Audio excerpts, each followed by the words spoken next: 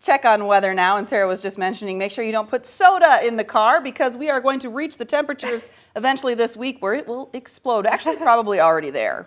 Yeah, no kidding. Anything below that freezing point, and yeah, that'll get a little frozen. It'll expand quite a bit, and then you'll have a mess on your hands. So maybe just take all the liquid out and then bring that water in for when you're ready, but leave a little bit of space so it can expand as well. All right, but moving on to now the snow. We'll talk cold temperatures or even colder temperatures in just a moment, but the snowfall still coming down pretty decent in Mason City. We can see it very clearly here, and same with Rochester. Now maybe you have to squint a little bit, but you can see it in the lights, and when the cars drive by, you can see some of that mist come up. This is very, very light, very, very fine snowfall, but it's still enough to make things a little slick out there, and so fine that it's not necessarily getting picked up on the radar. I mentioned this earlier on in the newscast, but we're definitely seeing widespread snowfall. It's just not being shown. Maybe these particles just a little too fine for the particular radar beam we're using to pick it up, but the snow is coming down, so keep that in mind. Some of the heaviest of the snow, though, is just to the south, moving through places like Fort Dodge, Waterloo,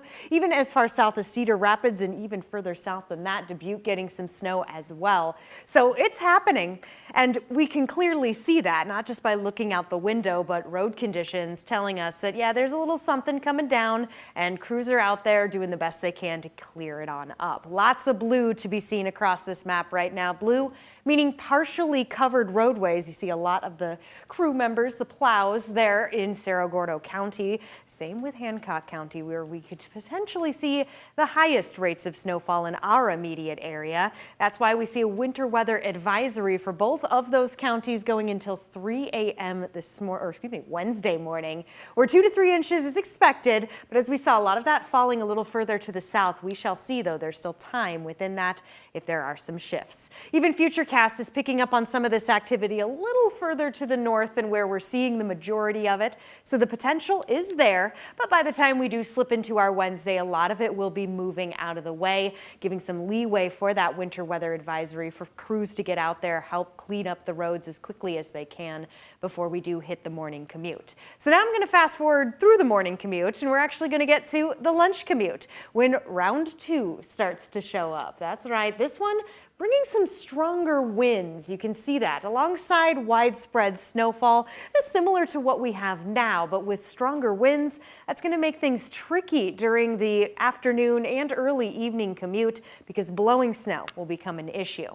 From the two systems, we are looking at most likely around 1 inch to maybe 3 inches the further south you go, 3 to 4 at most. Otherwise, just a trace, but still enough to make things slick. Now to quickly talk about temperatures, not bad right now. In fact, just a few degrees cooler than where we were earlier today. We're above the 0 mark, and we'll be climbing right up as we head into our Wednesday. That again, bringing in the snow chances. A quick look at the extreme cold watch, Cammie. This going into effect Thursday evening through Saturday morning, and here's why.